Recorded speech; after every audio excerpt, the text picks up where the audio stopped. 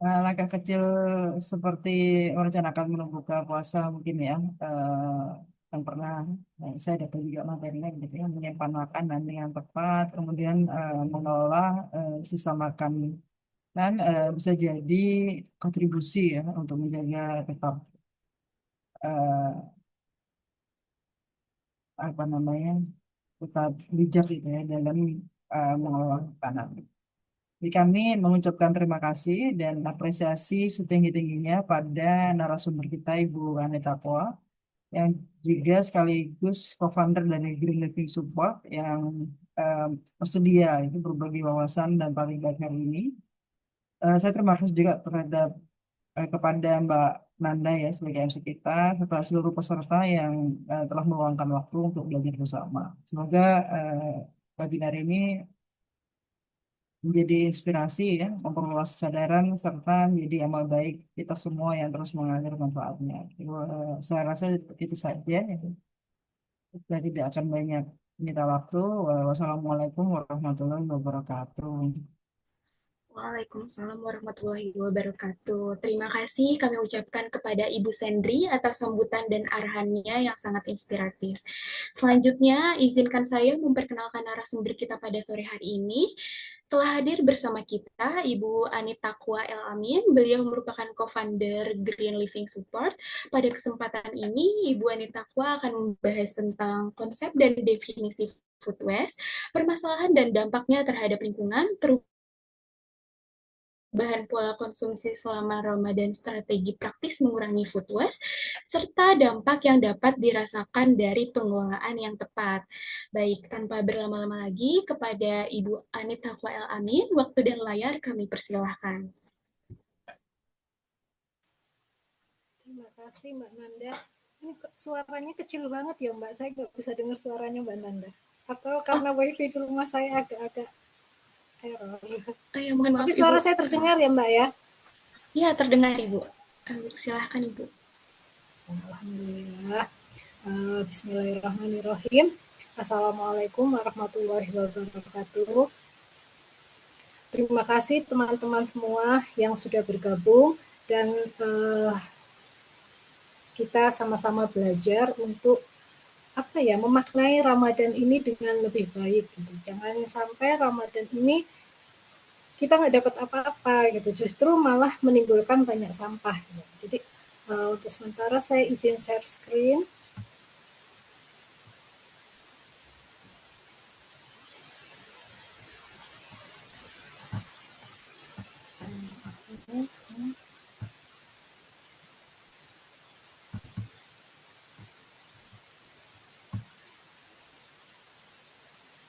Sudah terlihatkah Mbak?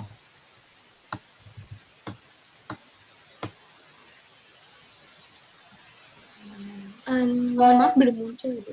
Oh, udah ini. Sudah ya. Sebentar itu kok masih loading.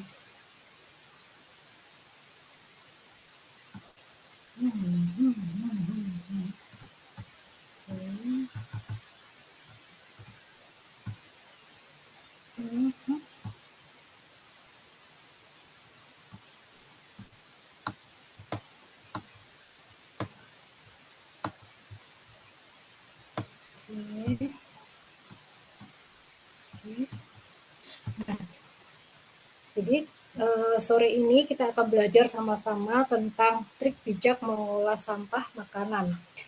Kenapa justru di bulan Ramadan ini terjadi peningkatan jumlah sampah, baik itu sampah organik maupun sampah anorganik.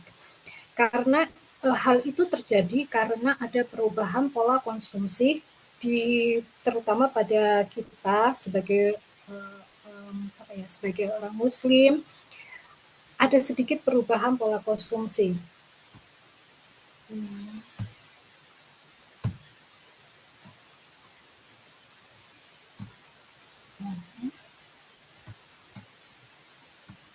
Nah, oke, kenapa terjadi perubahan pola konsumsi dalam masyarakat selama bulan Ramadan itu?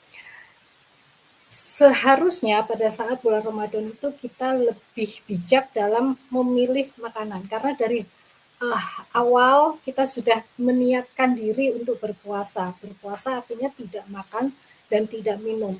Hal-hal yang sebelumnya itu sudah dihalalkan oleh Allah, tetapi kemudian dilarang oleh Allah. Kenapa itu kita berpuasa? Sebenarnya banyak sekali manfaatnya. Di antaranya adalah kita bisa lebih berempati kepada orang-orang yang sebelumnya itu kekurangan. Kemudian kita juga bisa mengatur ego kita. Di saat sebelumnya dibolehkan menjadi tidak boleh. Itu juga untuk mengatur ego kita, untuk mengatur emosi kita. Jadi, tetapi yang terjadi di saat bulan Ramadan itu justru kita seringnya mendekati maghrib itu malah mengumpulkan makanan. Semuanya kepingin, lapar mata gitu saat berbuka. Dalihnya sih self reward ya, karena sudah seharian nggak makan, nggak minum, kemudian boleh dong kalau ke diri dengan pengen makan itu, pengen makan ini, pengen makan itu, semuanya kita turuti gitu lah. Dalam satu keluarga itu misalnya ada ayah, ada ibu, kemudian ada anak-anak, ditanya satu-satu, ayah pengennya buka sama apa, adik pengen buka sama apa, kakak ingin buka sama apa, ditanya satu-satu, dan semuanya itu dituruti, dikumpulkan. Akibatnya akan terjadi penumpukan makanan yang banyak, menu yang terlalu banyak, takjil atau iftar yang berlebihan. Itu juga ujung-ujungnya apa? Nggak semuanya dimakan. Akhirnya cuma sekedar menumpuk makanan saja. Nah, selain itu, di saat bulan Ramadan ini, malah ada slogannya itu perang takjil atau takjil war. Semua orang berlomba-lomba atau apa ya, ingin ingin cepet-cepetan beli takjil karena takut kehabisan gitu ya, takjil war. Jadi kita lebih konsumtif, membeli bukan karena ingin, tetap membeli karena ingin bukan karena butuh. Juga adanya promo yang semakin menarik. Penjual makanan, tiba-tiba ada penjual makanan dadakan. Bukan hanya satu atau dua, tapi banyak. Di sepanjang pinggir jalan itu banyak sekali orang yang jualan dengan menu yang beraneka ragam. Pilihannya banyak, dikemas sedemikian rupa, warna-warni, ada minuman, ada kue-kue kecil, ada makanan berat juga, dengan menu yang sangat beragam, dan itu membuat kita ingin membeli semuanya, jadi lebih konsumtif. Itu juga muncul kebiasaan berbuka dengan berlebihan, makan tergesa-gesa, ambil banyak sekaligus, dan tidak memperhatikan kapasitas perut. Ya awalnya karena lapar mata tadi, jadi semuanya diambil, pengen ini, pengen itu, semuanya diambil. Padahal pada saat berbuka itu perut kita juga tidak bisa menampung semua makanan. Akibatnya makanan tersisa di piring dan berakhir di tempat sampah. Ada satu lagi fenomena di bulan Ramadan, yaitu adanya acara buka bersama. Buka bersama itu biasanya dihidangkan dengan banyak sekali hidangan yang berlimpah. Sehingga ya sisa-sisa tadi makanannya nggak habis, akhirnya terbuang ke tempat sampah. Pada saat kita membuang sisa-sisa makanan itu sebenarnya bukan hanya sekedar membuang makanan, tetapi kita telah membuang rezeki dari Allah dan juga membuang keberkahannya. Jadi sebaiknya lebih bijak lagi dalam mengkonsumsi makanan. Dengan membuang makanan tadi sebenarnya juga menyebabkan kita berlaku mubazir gitu. Padahal Allah tidak menyukai hal-hal yang berlebihan. Nah, ini dia. Sering kita jumpai di bulan Ramadan. Banyak sekali penjual makanan, ada minuman juga, es buah, segala macam jus juga ada, dan makanan-makanan kecil, kue-kue. Kemudian ada juga sayur mayur yang sudah sayur matang yang sudah dikemas dalam kemasan plastik. Akibatnya apa? Akibatnya terjadi penumpukan atau penambahan volume sampah.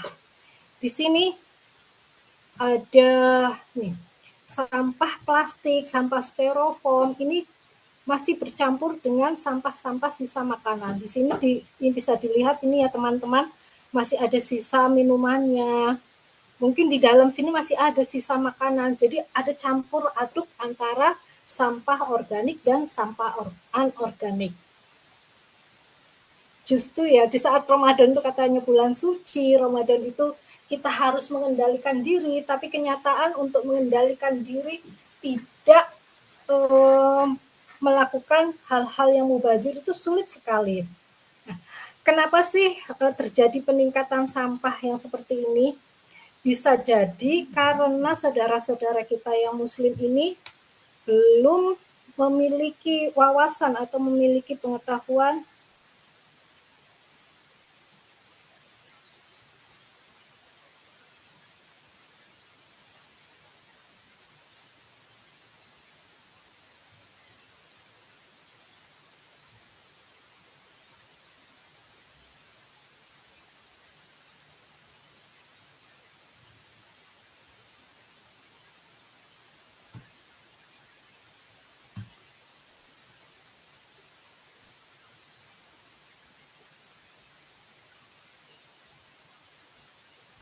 Oke, jadi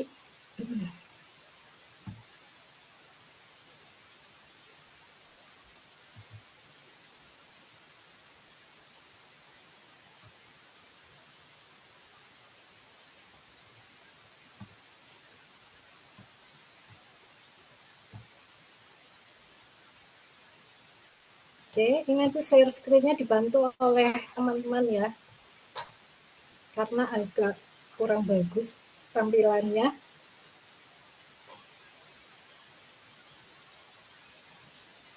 Oke, silakan Mbak, tolong dibantu untuk share screen PPT-nya. Baik, ini sudah tertera di layar ya Bu? Apakah sudah terlihat ya?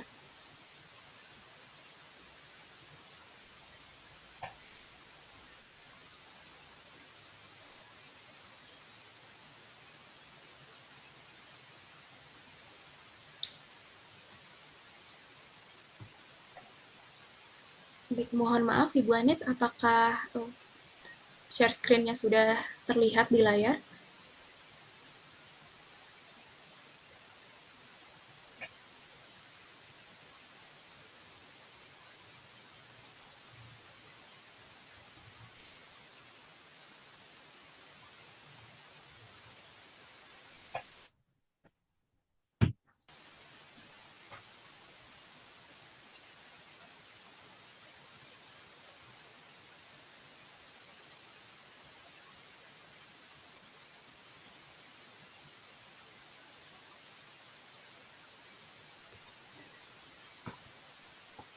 Baik, mohon maaf Bu Anit, apakah share screen-nya sudah terlihat di layar?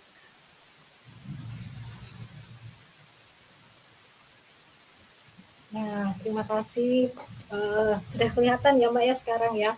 Nah, jadi ini potensi sampah di bulan Ramadan. Pada saat kita sebenarnya harus menjaga atau menahan keinginan kita, menahan apa ya, keinginan untuk berlebih-lebihan, tapi justru sebaliknya itu terjadi di bulan Ramadan. Terjadinya penumpukan sampah-sampah ini bisa jadi karena saudara-saudara kita muslim yang lainnya belum paham atau belum sampai pengetahuannya dalam hal pemilahan sampah. Jadi semuanya dicampur aduk jadi satu, baik sampah organik maupun sampah anorganik. Jadi inilah kenapa kita harus selalu mensyiarkan, ayo kita pilah sampah, ayo kita kelola sampah, supaya saudara-saudara kita yang lain pun bisa menjaga lingkungan, paling tidak untuk mengurangi sampahnya saja gitu. Jadi memang sulit ya tidak menggunakan kemasan plastik seperti ini gitu. Ini masih ada kue yang dibungkus pakai daun, masih bagus. Tapi kebanyakan atau sebagian besar tuh dikemas pakai plastik. Oke, selanjutnya Mbak. Nah, ini data dari Kementerian Lingkungan Hidup dan Kehutanan tahun 2024. Jadi di Indonesia sampah terbesar itu justru berasal dari sisa makanan. Sisa makanan itu mencapai 39,36%. Sisanya adalah plastik, kayu, ranting, kertas, logam, dan segalanya. Dan sumber sampah terbanyak itu justru dari rumah tangga. Jadi penyuplai sampah terbesar itu adalah konsumsi rumah tangga. Jadi kalau kita sendiri punya inisiatif, setiap rumah tangga itu punya inisiatif untuk mengurangi sampah, itu dampaknya sungguh luar biasa. Jadi ayo kita berdakwah lah istilahnya ya, berdakwah untuk menyampaikan kepada saudara-saudara kita yang lain untuk mengelola sampah yang kita hasilkan dari rumah tangga.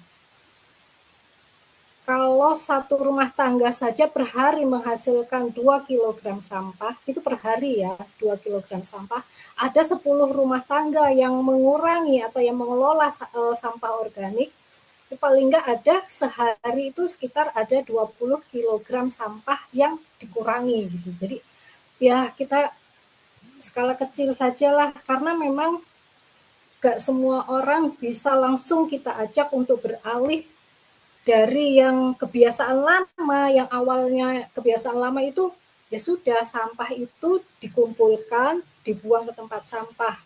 Kemudian nanti diambil oleh petugas kebersihan. Petugas kebersihan akan membawa ke TPS. Itu alur yang umum sekali dalam kehidupan kita. Untuk memutus rantai itu butuh waktu yang sangat panjang, butuh effort yang sangat kuat. Jadi kegiatan-kegiatan seperti ini sebaiknya memang sering kita galakkan. Mulai dari tingkat RT saja, itu sudah sangat membantu. Baik Mbak, selanjutnya. Nah, ini tadi kan kita fokus ke apa sih sampah makanan itu gitu, atau food waste itu apa sih?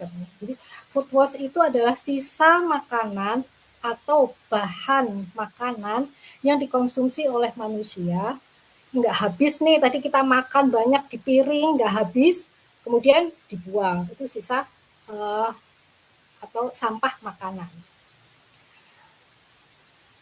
Terus contohnya itu ada nasi, sisa berbuka atau sisa sahur ya, sisa sahur, sayur, ada lauk pauknya juga, kemudian ada buah yang terlalu matang, karena kita stok buahnya banyak, akhirnya nggak makan. Yang sering itu pisang.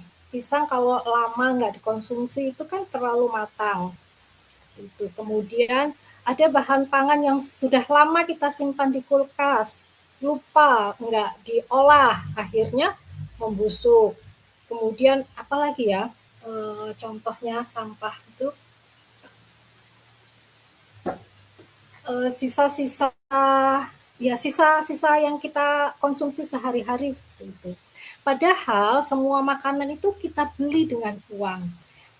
Si buah-buahan atau sayur-sayuran itu ditanam dengan air, dimasak dengan waktu dan energi. Rasanya sayang sekali kalau semuanya harus berakhir di tempat sampah. Jadi hari ini kita fokus bagaimana kita mengurangi dan mengolah sisa makanan itu sehingga tidak berakhir di tempat sampah. Mengurangi kemubaziran yang kemungkinan akan terjadi karena pola konsumsi kita tadi, pola konsumsi yang berlebihan tadi. Nah, jadi mubazir itu sebenarnya perbuatan syaitan. Itu ada disebutkan di Al-Quran, di ayat Al-Quran bahwa mubazir itu adalah perbuatan setan. Dan Allah tidak menyukai hal-hal yang sifatnya berlebih-lebihan. Jadi kalau kita mengurangi sampah makanan itu sebenarnya kita juga melakukan ketaatan kita kepada Allah Subhanahu wa Ta'ala. Seperti itu ya teman-teman semuanya. Oke, lanjutkan Mbak.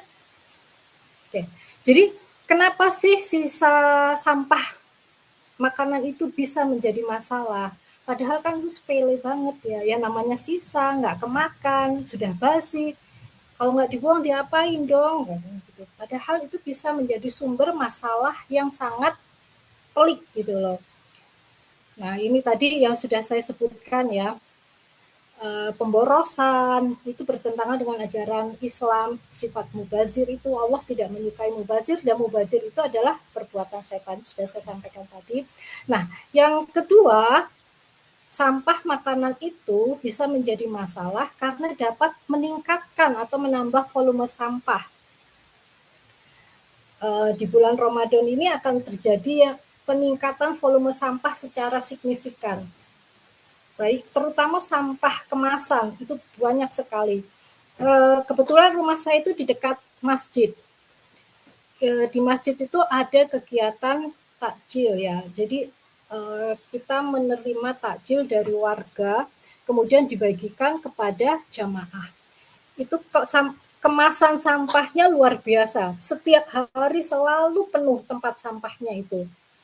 Jadi, dan itu berbeda dengan hari-hari sebelum bulan Ramadan gitu. Sebelum bulan Ramadan justru sampahnya seperti itu sedikit sekali gitu. Tapi di saat bulan Ramadan karena masjid itu menyediakan takjil dengan kemasan yang kurang ramah lingkungan sehingga dapat menambah volume sampah. Nah, karena volume sampah itu meningkat, itu juga berarti menambah dampak buruk terhadap lingkungan, baik sampah organik maupun sampah anorganiknya. Untuk kasus mikroplastik itu sudah sampai di jurnal yang terakhir itu sudah ditemukan di plasenta bayi ya teman-teman. Jadi plasenta bayi itu ditemukan mikroplastik. Jadi begitu ngerinya sekarang ya. Jadi mikroplastik itu sudah kemana-mana gitu, dampaknya terhadap lingkungan itu sudah banyak sekali gitu, bukan hanya di ikan saja gitu. Kalau awal-awal dulu itu kan ditemukan mikroplastik di tubuh ikan. Nah, sekarang mikroplastik itu sudah ditemukan di plasenta bayi. Artinya tubuh kita itu sudah ada plastiknya. Kalau plasenta bayi kan tentu dari ibu ya, nggak mungkin moro-moro datang sendiri ke plasenta itu, pasti dari ibunya. Itu jadi karena volume sampah meningkat, mungkin dampak buruk terhadap lingkungan juga meningkat. Nah, sampah organik yang tidak dikelola dengan baik itu akan meningkatkan gas metan. Jadi kalau kebiasaan dalam rumah tangga itu sampah organik itu kan dimasukkan ke dalam kresek, diikat, kemudian dibuang ke tempat sampah. Nanti di tempat sampah diambil lagi, hanya pindah tempat saja, tidak dikelola. Nah, pada proses itu di dalam plastik tertutup rapat itu akan terjadi proses pembusukan. Beda ya teman-teman antara proses pembusukan dan proses penguraian itu dua hal yang berbeda.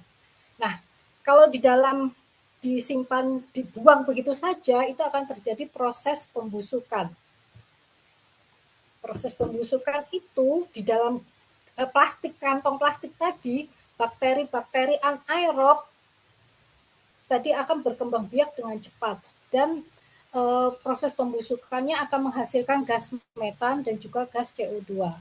Gas metan itu kalau dia numpuk terus bisa menyebabkan ledakan.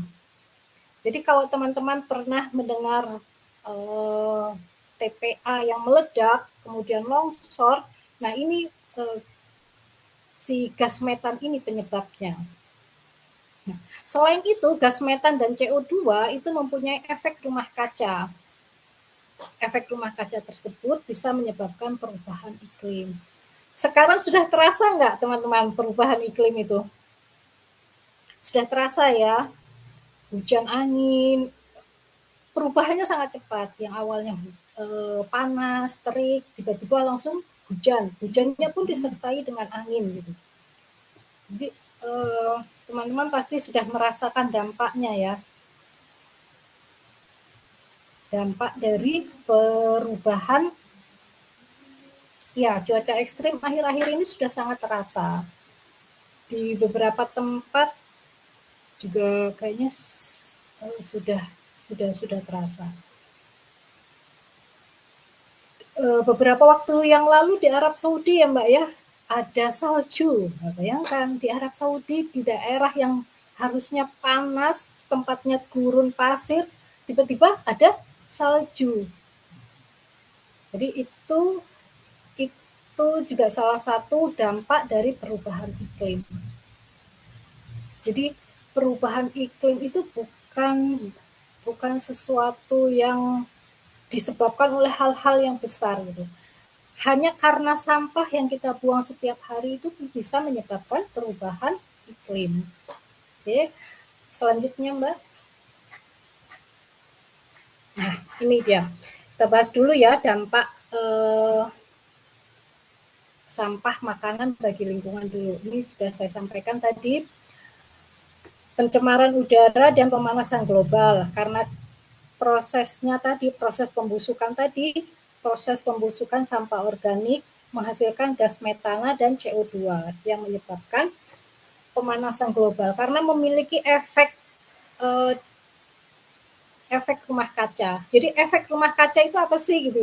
Jadi kalau cahaya itu masuk ke bumi, sebenarnya bumi kita itu kan dilindungi oleh beberapa lapisan atmosfer ya.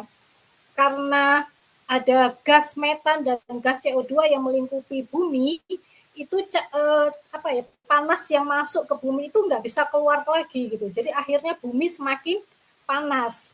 Itu maksud dari efek rumah kaca. Karena bumi semakin panas, maka suhu bumi itu meningkat. Peningkatan suhu bumi itu bisa menyebabkan melelehnya es di kutub. Nah, kalau es di kutub itu meleleh, akibatnya volume air di lautan itu pun meningkat. Sehingga akhir-akhir ini sering terjadi banjir. Teman-teman saya yang di tempat lain itu katanya bilang seperti ini. Dulu loh daerah sini nggak pernah banjir. Biarpun hujannya deras sekali nggak pernah banjir. Tapi sekarang kok hujan cuma sebentar dan nggak terlalu deras, tapi sudah banjir. Itu juga terjadi karena pemanasan global. Selain tadi perubahan iklim. Nah, kemudian juga ada pencemaran air dan tanah. Kenapa? Karena sampah organik yang ditumpuk di tanah itu mengeluarkan cairan yang disebut dengan cairan lindi. Cairan lindi itu akan meresap ke tanah dan mencemari air. Nah, cairan lindi itu sendiri mengandung zat beracun yang berpotensi untuk merusak ekosistem. Cairan lindi itu biasanya bersifat asam, sehingga bisa menurunkan pH tanah. Kalau pH tanah menurun, tanaman biasanya itu akan sulit hidup ya, karena nggak subur lagi tanahnya. pH yang menurun itu bisa menyebabkan kesuburan tanah juga menurun. Karena zat-zat mikroorganik maupun makroorganik yang di dalam tanah itu sulit untuk diserap oleh akar tanaman. Jadi efeknya luar biasa sekali ya. Padahal sekedar 2 kg sampah dari rumah tangga loh ini. Tapi efeknya sangat luar biasa. Nah, selain itu, tumpukan sampah organik itu kan pasti pasti banyak lalat di sekitarnya. Kemudian tikus, nyamuk. Nah, hewan-hewan itu merupakan hewan yang menjadi vektor atau menjadi penyebar penyakit. Nah, di dalam sampahnya sendiri itu pasti ada bakteri pembusuk, ada bakteri penyebab penyakit atau disebut dengan patogen. Bakteri penyebab penyakit itu namanya bakteri patogen. Selain bakteri juga ada jamur gitu. Si lalat hinggap, kemudian bakterinya nempel di kakinya, lalatnya hinggap di makanan kita gitu. Akhirnya bisa menyebabkan menyebabkan penyakit saluran pencernaan, sakit tipes. Itu biasanya juga karena makanan yang kurang higienis. Selain bakteri bisa juga dari virus. Virusnya itu ada di air. Air yang tidak higienis atau air yang mengandung virus itu bisa menyebabkan hepatitis A. Itu juga efek dari penumpukan sampah organik. Nah, Sampah organik juga bisa menambah beban di TPA sehingga resiko longsor meningkat. Karena tumpukan yang kalau di Indonesia itu sistemnya ditumpuk di daerah lapangan yang sangat luas, kemudian ditumpuk tanpa ada pengolahan, sehingga kita seperti membuat gunung sampah. Nah, karena terlalu tinggi tumpukannya, jadi kapanpun itu bisa saja terjadi resiko longsor. Jadi resiko longsor sampah itu bisa menimbun beberapa rumah di sekitar daerah TPA itu. Pernah kejadian itu di Lui Gajah karena ada ledakan gas metan, kemudian longsor, beberapa rumah tertimbun sampah. Jadi sebenarnya dampak dari sampah organik atau sampah makanan ini gak bisa dianggap main-main gitu. Dampaknya sangat luas, mencakup global gitu, pemanasan global. Nah, dari sini gimana teman-teman? Masih mau buang sampah atau mau mengelola sampah? Setelah tahu nih dampaknya seperti ini sampah itu gitu. Jadi masih mau buang sampah di taruh plastik, buang, yang penting kan nggak kelihatan mata gitu kan. Sudah selesai tugas saya gitu. Nanti biar Bapak petugas kebersihan yang melanjutkan estafetnya dari tempat sampah yang di rumah berpindah ke TPS, tempat pembuangan sampah sementara. Dari TPS nanti ada truk tuh biasanya datang, truk sampah yang besar itu. Nah, itu kalau kita jalan di dekat truk itu, berkendara di dekat truk itu aromanya luar biasa. Itu nanti dipindah lagi ke TPA. Jadi pengelolaan sampah di Indonesia itu hanya sekedar memindahkan tempat, belum sampai ke proses pengolahan. Memang beberapa terakhir ini sudah terdengar berita yang baik, misalnya di Surabaya itu ada tempat khusus untuk mengubah sampah organik menjadi sumber listrik. Ini insya Allah semoga saja ya masih tetap berjalan, karena itu dulu Bu Risma itu yang menggalakkan apa namanya ya, tempat pembangkit listrik dari sampah gitu istilahnya ya. Itu dulu ya. Saya nggak tahu gimana kabar terakhir. Nah, kemudian juga ada di beberapa tempat, misalnya di Kebun Bibit Wonorejo, itu sudah ada pengolahan sampah organik. Jadi sampah-sampah organik itu sudah diubah menjadi kompos. Dia menggunakan teknik khusus, jadi komposnya dikumpulkan kemudian dipakai untuk taman-taman di kota Surabaya. Dan dia sampahnya itu banyak sekali ditumpuk jadi satu, kemudian ditambah dengan beberapa bakteri, juga beberapa jamur pengurai, sehingga proses pembentukan komposnya menjadi lebih cepat.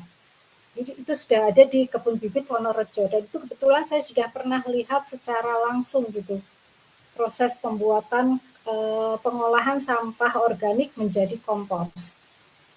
Ya walaupun masih ada bau-baunya yang kurang sedap, tapi paling tidak sudah diolah, bukan hanya ditimbun saja. Sampai di sini ada yang mau ditanyakan, Mbak? Kita teruskan ya. Oke, kita teruskan Mbak untuk slide berikutnya. Nah, ini kita tadi sudah tahu kenapa di bulan Ramadan itu terjadi peningkatan sampah karena pola konsumsi yang berubah. Kemudian kita juga sudah tahu bagaimana pengaruh atau dampak sampah organik atau sampah sisa makanan tadi terhadap lingkungan. Nah, sekarang kita mencoba menggali info langkah-langkah untuk mencegah sampah makanan atau food waste. Nah, langkah paling mudah itu memang dari rumah tangga. Kalau anak kos gimana ya? Ini kayaknya banyak yang mahasiswa ya Mbak ya. Nah, kalau anak kos gimana ya? Nah, kalau anak kos ya cukup beli seperlunya saja, secukupnya, nggak usah berlebihan. Bisa juga sharing makanan dengan teman kos lainnya. Itu juga bisa seperti itu. Nah, kalau dalam rumah tangga, kita bisa membuat istilahnya itu meal plan mingguan. Jadi selama 1 minggu itu kita buat menu untuk berbuka apa, menu untuk sahurnya apa. Nah, dengan pembuatan meal plan ini atau menyusun menu selama seminggu ini membuat kita lebih fokus bahan-bahan makanan apa saja yang harus kita belanjakan, apa saja yang harus kita beli. Jadi nggak semuanya kita beli, ditumpuk, dimasukin ke dalam kulkas. Nanti kalau kita punya waktu dimasak ya dimasak, kalau nggak punya waktu ya udah biarin aja, nggak seperti itu. Jadi kita susun menunya selama 1 minggu, atau kalau misalnya sulit selama 1 minggu mungkin selama 3 hari saja dulu, kemudian belanja cukup untuk 3 hari. Nah, seperti itu. Ini bisa mengurangi sisa bahan makanan yang menumpuk di kulkas dan pada akhirnya membusuk. Pembuatan meal plan ini. Nah, kemudian mengatur iftar atau takjil itu dengan cerdas. Ini masih ada hubungannya dengan meal plan ya.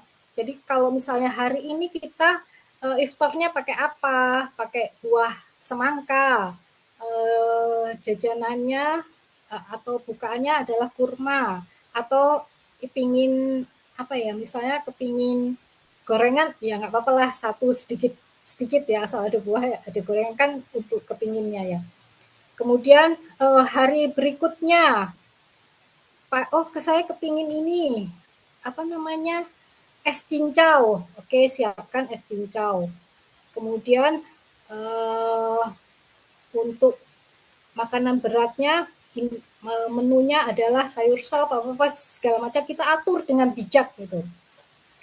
Kemudian simpan bahan makanan dengan benar atau food preparation. Nah, kalau kita menyimpan makanan dengan benar, bahan makanan dengan benar, itu dapat meningkatkan umur simpan bahan makanan. Nanti saya jelaskan ini ya. Mungkin kalau bayam yang kita beli di pasar itu satu ikat, karena menyimpannya enggak benar, kita hanya sekedar kita taruh di kulkas saja, mungkin umur simpannya hanya 1 hari. Tetapi karena kita menyimpannya dengan benar, mungkin umur simpannya bisa tambah, yaitu sekitar 2 sampai 3 hari. Kemudian apalagi ya, tahu. Tahu kalau kita nyimpannya asal saja, mungkin 2 hari sudah nggak enak. Tapi kalau kita benar cara penyimpanannya, tahu itu bisa bertambah umur simpannya menjadi 1 minggu. Seperti itu. Jadi penyimpanan bahan makanan yang benar itu bisa meningkatkan atau menambah umur simpan makanan. Kemudian ini, kenali cara penyimpanan bahan makanan. Kalau kita menyimpan bahan makanan, nggak semuanya harus masuk kulkas. Kita juga harus tahu yang mana yang boleh masuk kulkas dan mana yang tidak. Kenapa jenis sayuran yang ini sebaiknya tidak digabungkan dengan yang lainnya. Itu juga bisa meningkatkan umur simpan makanan. Nah, ini simpan bahan makanan secara terpisah. Untuk makanan protein, jangan dicampur dengan sayur mayur. Jadi satu-satu. Ada daging ya daging saja, ayam ya ayam saja gitu. Jangan dicampur dalam satu wadah. Jadi dipisah-pisah. Proses pemisahannya itu akan memudahkan kita saat akan mengolahnya. Kemudian nyimpan juga dalam ukuran kecil saja, sebaiknya sekali masak. Karena kalau terlalu sering keluar masuk kulkas, misalnya thawing, itu juga bisa menyebabkan bahan makanan cepat rusak. Misalnya kita beli 1 kilogram ayam, padahal terus ditaruh di wadah, masukin ke freezer. Besoknya kita mau masak cuma setengah kilogram saja, tapi kita nyimpennya itu dalam wadah 1 kilo gitu. Jadi kan akhirnya dikeluarkan semua dari freezer. Akhirnya di towing semuanya atau tidak di apa ya namanya towing itu istilahnya apa ya? Biar nggak beku lagi gitu loh. Jadi bisa dimasak. Itu namanya towing ya. Nah, padahal kita cuma butuh setengah kilo, tapi kenyataan yang 1 kilo itu di towing semuanya. Akibatnya yang setengah kilo kita masak, setengah kilo dimasukin kulkas lagi. Nah, proses towing yang keluar masuk itu tadi bisa menyebabkan kerusakan makanan. Jadi kalau misalnya kita mau masak setengah kilo, ya simpannya setengah kilo saja. Jadi dalam sesuai dengan kebutuhan kita untuk menyimpan makanannya tadi. Oke, selanjutnya Mbak. Nah, ini cuma contoh ya, contoh weekly meal plan, contoh. Tidak harus seperti ini. Ini hanya contohnya saja dan ini saya ambil dari IG-nya Mbak Nita Susanti. IG-nya Mbak Nita Susanti ini sangat inspiratif ya, bisa membuat kita ikut cara beliau membuat weekly plan, kemudian cara beliau menyimpan bahan makanan. Nah, beliau menyimpan bahan makanannya seperti ini, disesuaikan dengan menu yang mau dimasak. Ini tidak harus seperti ini cuma contoh saja. Teman-teman bisa apa ya namanya ATM, amati, tiru, dan dimodifikasi. Gitu. Oke, selanjutnya Mbak. Nah, ini cara menyimpan tadi ya, food preparation untuk meningkatkan umur simpan makanan. Ini jadi kalau teman-teman mau nyimpan sayur mayur, misalnya bayam itu dipetik aja dulu, kemudian dimasukkan ke wadah dan disimpan. Kentang tidak boleh masuk kulkas. Kemudian ini cara menyimpan wortel. Jadi dulu wortel itu cara menyimpannya seperti ini, tinggal dibersihkan, dibuang ujungnya, dibersihkan, kemudian dimasukkan ke wadah yang dialasi dengan kain atau tisu dapur, kemudian ditutup, dimasukkan. Tetapi ini umur simpannya hanya sampai 3 sampai 5 hari, yang paling lama 1 minggu. Tapi kalau kita menyimpan wortel dengan cara seperti ini, jadi kita masukkan ke dalam toples yang ada airnya, kemudian kita susun wortelnya, baru kemudian dimasukkan ke dalam wadah, dimasukkan ke dalam kulkas, maaf. Itu umur simpannya bisa sampai 2 minggu. Ini berlaku juga untuk toge. Toge itu apa? Kecambah. Bisa seperti ini. Tahu juga bisa disimpan dengan cara seperti ini. Jadi tahu itu dimasukkan ke dalam wadah, ditambah dengan air, kemudian ditutup rapat dan dimasukkan ke dalam kulkas. Kalau airnya sudah keruh sekitar 1 atau 2 hari itu diganti dengan air yang baru. Untuk tempe, menyimpan tempe itu karena dia olahan fermentasi, sebaiknya dihentikan dulu proses fermentasinya. Caranya gimana? Caranya dipotong-potong, kemudian direndam dengan air garam. Kemudian dimasukkan ke wadah, baru disimpan dalam kulkas. Nah, kalau tempe itu kita beli dari dari pasar, maaf ya, dari pasar, kemudian langsung disimpan dalam kulkas, biasanya beberapa hari kemudian akan tumbuh jamur yang hitam-hitam seperti itu. Itu karena proses fermentasinya belum berhenti.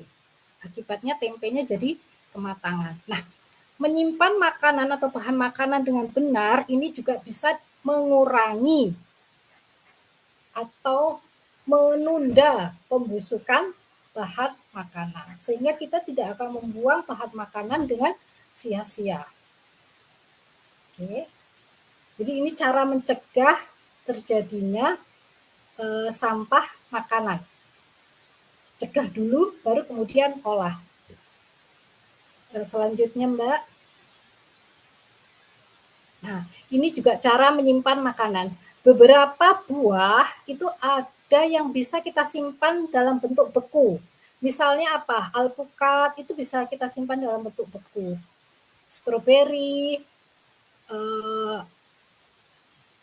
kemudian buah naga, pisang itu bisa kita simpan dalam bentuk beku. proses pembekuan buah-buahan itu tidak akan mengurangi nilai gizinya. Sekali lagi, proses pembekuan buah-buahan itu tidak mengurangi nilai gizinya. Nah, tentu cara mengkonsumsi buah-buahan beku itu berbeda dengan kalau kita mengkonsumsi buahan segar. Buah beku bisa kita jadikan smoothies, atau kita jus, atau kita bikin seperti es krim, kita keruk saja, kemudian ditambah sedikit yogurt, itu akan seperti creamy seperti es krim seperti itu. Nah, ini juga dapat meningkatkan lama proses penyimpanan. Jadi buah itu nggak mudah rusak, nggak mudah busuk karena kita bekukan. Ini juga beberapa contoh penyimpanan makanan ya. Tapi percayalah ini bukan kulkas saya, ini kulkasnya orang lain. Terlalu rapi untuk kulkas saya.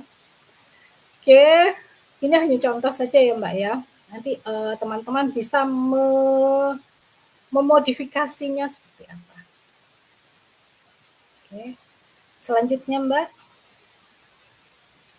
Nah, kalau misalnya sudah terlanjur dimasak dan nggak habis, apa yang bisa kita lakukan? Nah, jadi yang kita lakukan bisa mengolah sisa makanan tadi atau sampah makanan tadi. Nah, kita masaknya terlalu banyak gini misalkan ya, kita sudah masak sesuai porsi. Di rumah ada 4 orang tua dan 2 anak, sudah sesuai porsinya.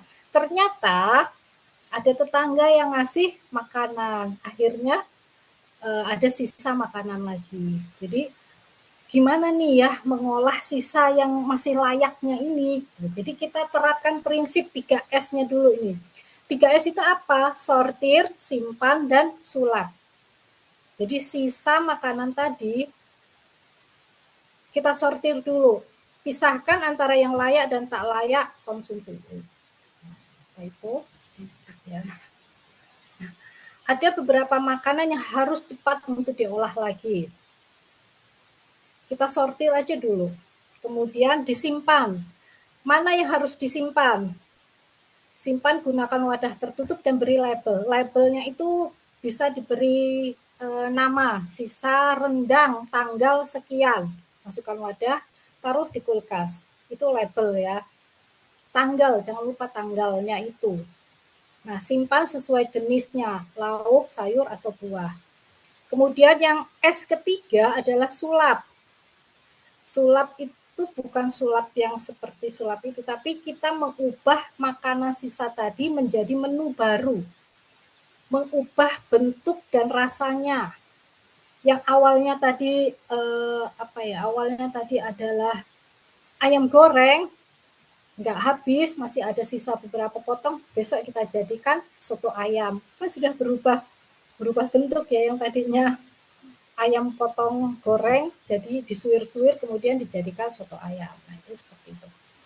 Kenapa? Supaya menghindari rasa bosan.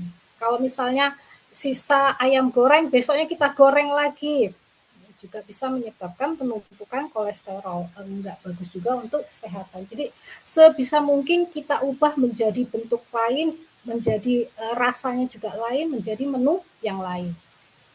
Jadi ini prinsip 3S. Kalau makanan itu masih layak untuk dikonsumsi. Kemudian gunakan aturan 24 sampai 48 jam. Maksudnya apa? Maksudnya ini adalah misalkan lauk yang matang tadi, maksimal 2 hari di kulkas. Kita simpan, kita taruh di wadah tertutup, simpan maksimal 2 hari. Nah, nggak boleh sampai 3 hari, karena takutnya itu sudah terkontaminasi oleh bakteri. Jadi kalau misalnya teman-teman sering ya kita dengar kabar keracunan MBG, itu karena ada kontaminasi bakteri. Jadi memang MBG itu memang rawan sekali terjadi kontaminasi bakteri. Karena mereka masak dalam jumlah besar, waktu singkat, kemudian harus dikirim ke beberapa sekolah, makanan yang belum belum benar-benar dingin, sudah dimasukkan dalam wadah kemudian ditutup. Itu bisa menyebabkan bakteri anaerob tumbuh dengan baik, tumbuh dengan cepat gitu, dan itu bisa menyebabkan keracunan. Nah, itu. Jadi ini juga kita gunakan aturan 24 sampai 48 jam. Karena setelah makanan itu matang lebih dari 48 jam, itu faktor kontaminasi bakteri patogen itu sangat tinggi. Jadi setelah 2 hari, ayo segera kita olah kembali dan kita sajikan. Oke. Nah, untuk sayur berkuah itu biasanya 1 hari lebih aman. Tidak boleh lebih dari 1 hari. Oke, ini tadi ubah bentuk, ubah rasa. Misalnya ayam goreng menjadi ayam suwir kemangi, menjadi soto ayam, atau ayam goreng sisa kita masukkan. Kalau saya sisa itu biasanya saya suwir-suwir kemudian dicacah, itu dibikin dicampur dengan, kalau ada sisa sayur itu dicampur, nanti dijadikan semacam lumpia, jadi isi lumpia. Sisa ayam goreng itu bisa jadi isian lumpia, kemudian sisa ikan itu bisa kita suwir-suwir kemudian dijadikan ikan suwir, ditambahin apa ya, sambal matah, seperti itu bisa. Ya, tergantung bagaimana kreativitas kita untuk mengubah menu tadi. Jadi menunya enggak yang seperti itu aja gitu. Yang kemarin nasi sekarang berubah menjadi bubur Manado. Yang kemarin itu sisa nasi masih ada, sekarang berubah menjadi cireng dari sisa nasi. Kan bisa dipakai untuk takjil ya. Kemudian nasi sisa dan beberapa lauk bisa kita gabung jadi nasi kepal, atau bisa juga jadi nasi bakar. Itu banyak sekali kreativitas yang bisa kita lakukan untuk mengubah menu supaya makanan itu tidak mubazir dan tidak terbuang dengan sia-sia. Nah, yang keempat, cara mengolah sisa makanan tadi atau sampah food waste tadi, kita bisa menerapkan metode FIFO, first in, first out. Maksudnya apa? Maksudnya makanan yang pertama masuk ke kulkas itulah yang harus pertama keluar. Karena kita tadi kan sudah pakai label ya Mbak, ada tanggalnya. Masuk kulkas tanggal 27, maka dia harus keluar tanggal maksimal tanggal 29 sudah harus keluar. Jadi siapa yang masuk duluan itu yang keluar duluan dari tempat penyimpanan tadi.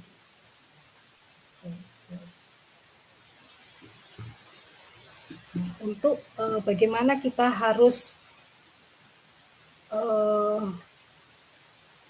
menerapkannya, ya memang butuh kreativitas. Tapi saya yakin teman-teman semua pasti bisa kok menerapkannya. Oke, selanjutnya Mbak. Nah, ini yang terakhir, slide terakhir. Kalau memang sampah makanan tadi sudah tak layak konsumsi, apa yang harus kita lakukan? Dimasukin plastik, dibuang, atau kita olah. Jadi sebaiknya jangan sampai masuk ke tempat sampah gitu aja ya. Caranya bisa kita olah menjadi kompos. Kemudian bisa kita masukkan ke biopori. Bisa juga kita manfaatkan untuk pakan ternak. Kalau memang kita punya kandang ternak. Bila memungkinkan. Jadi sebisa mungkin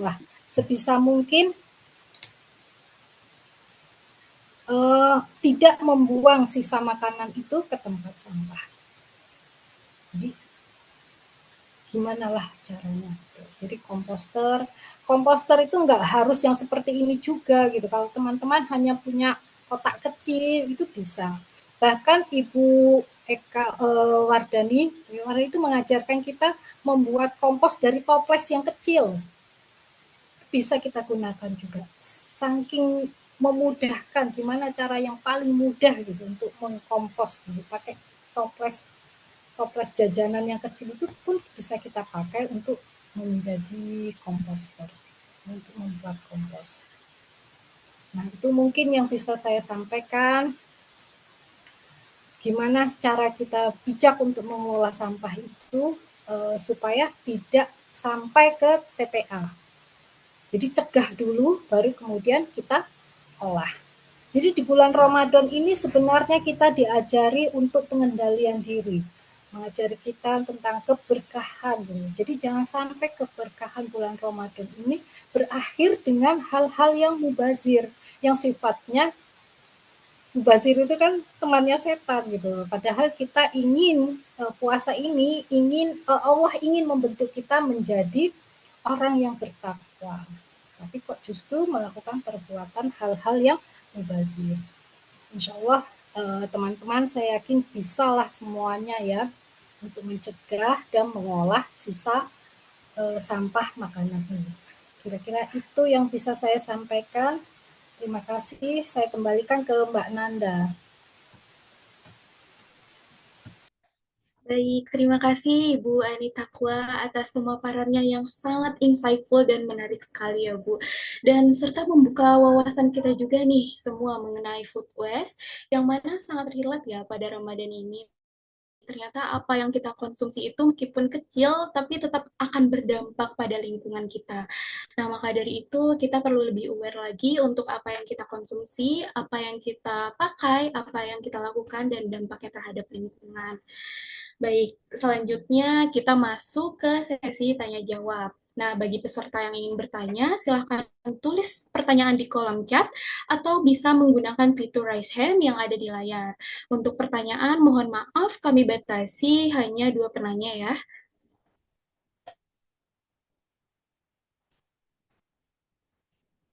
Baik, bagi peserta yang ingin bertanya, boleh tulis di kolom chat atau menggunakan fitur raise hand.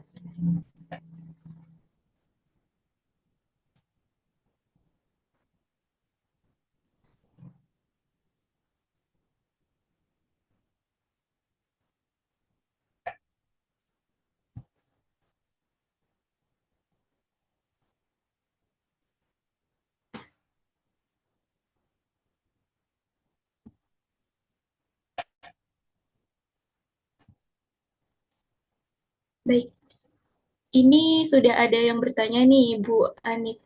Bagaimana cara mencegah lapar mata saat membeli takjil agar tidak menambah potensi sampah selama bulan Ramadan? Dari Mbak Yuli. Langsung dijawab Mbak Nanda? Iya, boleh Ibu. Langsung dijawab. Oke, jadi gimana ya supaya kita tidak lapar mata? Jadi saat bulan Ramadan itu kan kita diajarkan untuk proses pengendalian diri. Jadi supaya nggak lapar mata ya Pak, ya kendalikan saja gitu loh. Jadi bagaimana kita menata hati kita, ayo pelan-pelan kita ubah. Kita bisa loh menahan haus dan lapar selama belasan jam. Tetapi kenapa kita tidak bisa menahan untuk tidak membeli hal-hal yang sebenarnya itu enggak kita benar-benar butuhkan gitu, hanya sekedar ingin saja. Lapar mata itu kan hanya hawa nafsu gitu loh. Padahal kita puasa belajar untuk menahan hawa nafsu. Belasan jam kita bisa menahan haus dan lapar. Kenapa di saat mendekati berbuka puasa justru kita kehilangan kendali gitu. Jadi jangan-jangan puasa kita nggak dapat apa-apa nih selain haus dan lapar. Bisa kok, itu perlu latihan. Jadi buat semacam list daftar pembelian takjil. Hari Senin saya mau beli takjil A dan B. Hari Selasa saya kepingin C dan D. Hari selanjutnya saya kepingin E dan F. Gitu. Buat saja daftar seperti itu. Itu akan sangat membantu kita tidak lapar mata, nggak kalap waktu kita mau beli. Semua yang terlihat pengennya dibeli gitu. Jadi dengan pengendalian diri seperti itu, membuat daftar takjil yang ingin kita nikmati, itu bisa mengendalikan, salah satu cara untuk mengendalikan kita tidak lapar mata. Nah, selain itu, coba deh kita ajak teman kita.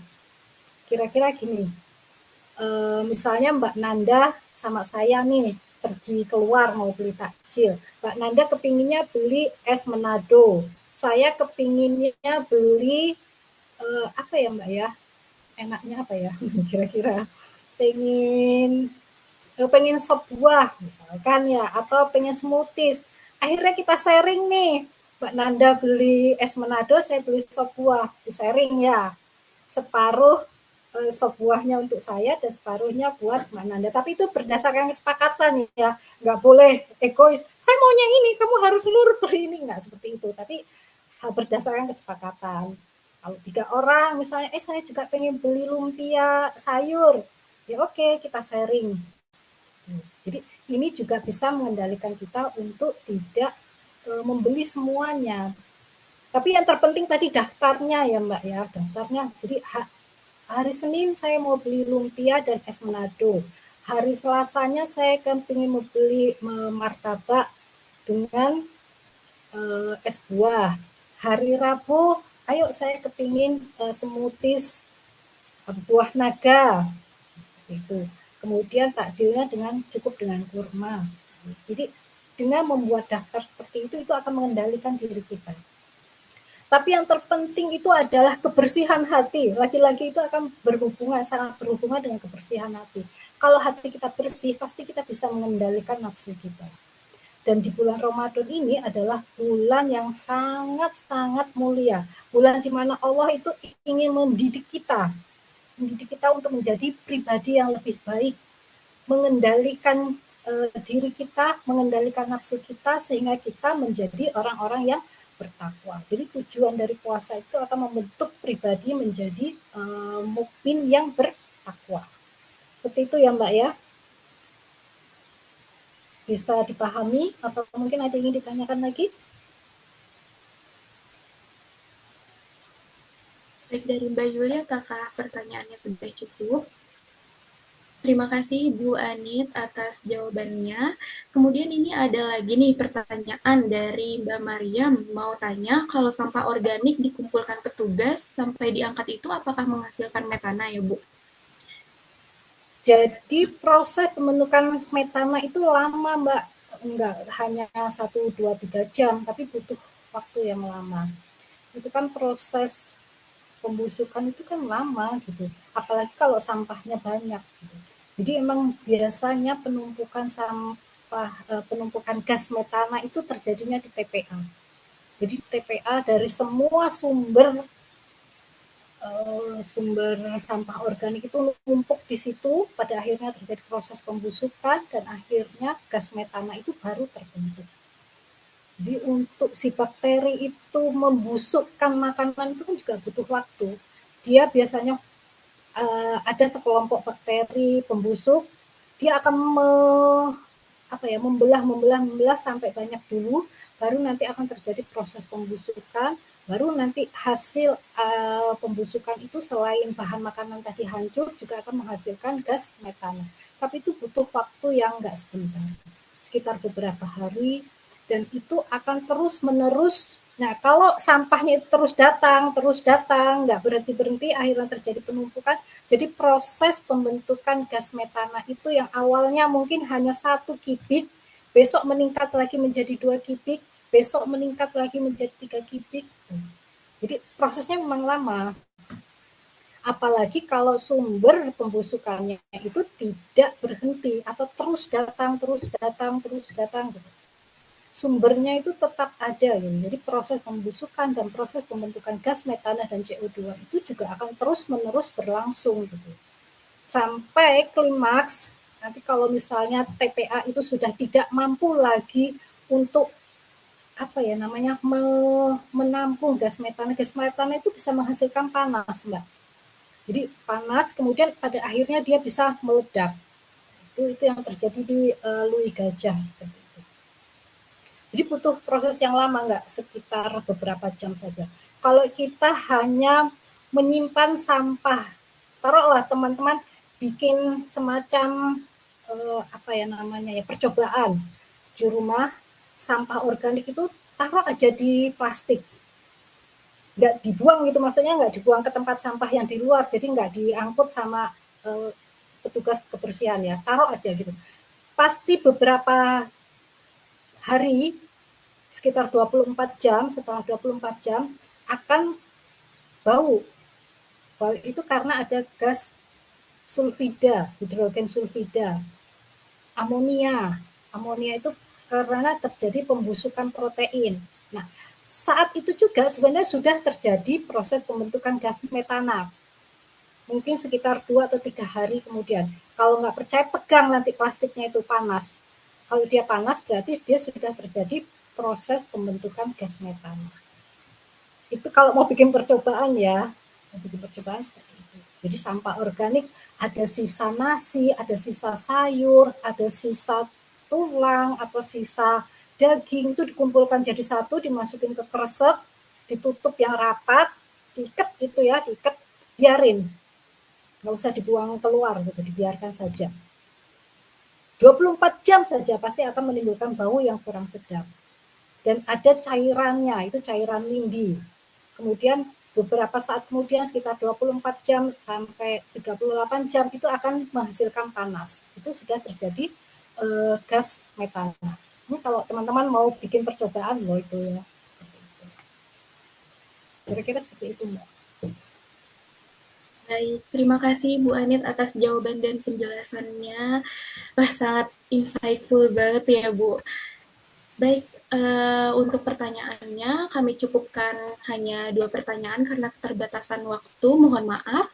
Selanjutnya, bagi peserta webinar yang belum mengisi form pendaftaran, kami ingatkan kembali untuk mengisi Google Form-nya ya. Baik, terima kasih atas partisipasi aktif dari rekan-rekan semua. Mohon maaf. Tidak terasa kita telah sampai di penghujung acara. Kami mengucapkan terima kasih kepada Ibu Anita Kwa El Amin sebagai narasumber, kemudian Ibu Sendri atas sambutannya, serta seluruh peserta yang telah berpartisipasi. Semoga apa yang kita pelajari hari ini dapat kita terapkan dalam kehidupan sehari-hari, sehingga Ramadan kita menjadi lebih bermakna dan tentunya ramah lingkungan ya. Saya Nanda Ramadhanila selaku MC, mohon maaf apabila terdapat kekurangan selama memandu acara. Wassalamualaikum warahmatullahi wabarakatuh. Sampai jumpa di webinar aksi berikutnya.